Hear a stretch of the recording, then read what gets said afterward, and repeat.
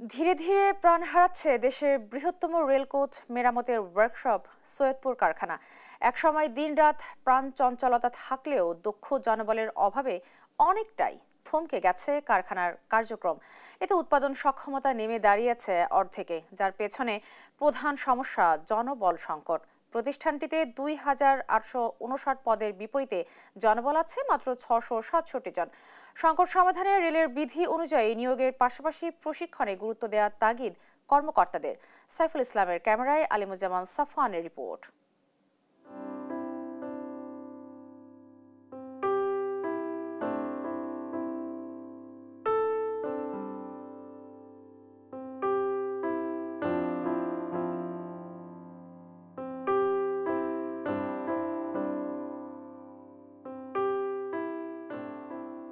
দেশের প্রাচীনতম শিল্প প্রতিষ্ঠান সৈয়দপুর রেলওয়ে কারখানা।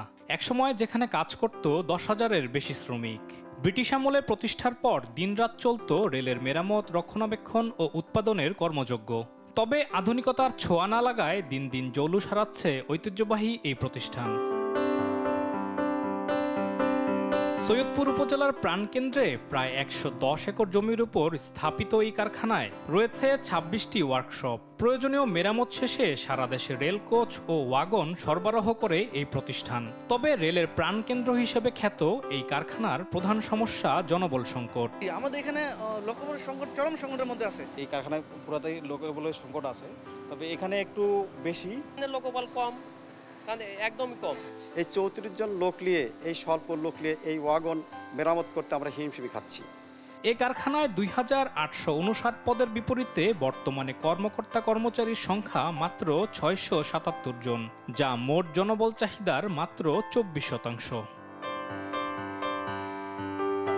কারখানাটি প্রতিষ্ঠার পর কর্মচারী নিয়োগে ছিল বিশেষ প্রক্রিয়া। ইস্টার্ন বেঙ্গল রেলওয়ের অধীনে সৈয়দপুর ওয়ার্কশপে ট্রেড অ্যাপ্রেন্টাইজ পদে নিয়োগ পেত ১৫ থেকে ১৮ বছরের তরুণরা। রেলওয়ে কোড অনুযায়ী ট্রেনিং একাডেমিতে ৫ বছর প্রশিক্ষণ শেষে যোগ দিত কর্মক্ষেত্রে। তবে সরকারি চাকরির নিয়োগ বিধিমালায় পরিবর্তন আসায় জনবল হারাচ্ছে সৈয়দপুর ওয়ার্কশপ।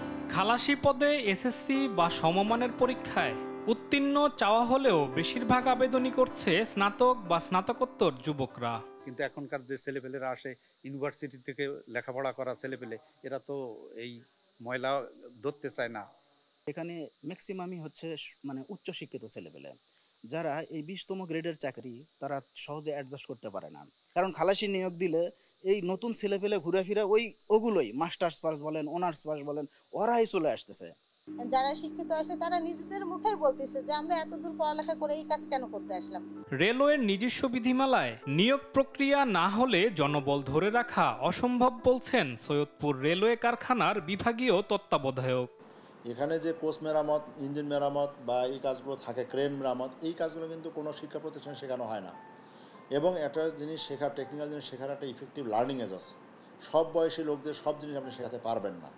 ইফেক্টিভ লার্নিং এজটা হলো ১৫ থেকে ১৮ বছর, বা আমরা ২০-২২ বছরের মধ্যেই ইফেক্টিভ লার্নিং এজ চলে যায়।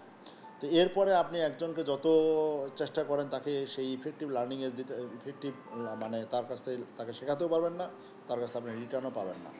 রেলের বৃহত্তর স্বার্থে অচিরেই নিয়োগ প্রক্রিয়ায় নজর দেওয়ার তাগিদ সংশ্লিষ্টদের। যেই কারখানায় একসময় দিনরাত কাজ করত প্রায় ১০,০০০ কর্মচারী, সেই সংখ্যা আজ নেমে দাঁড়িয়েছে মাত্র ৭০০ জনে।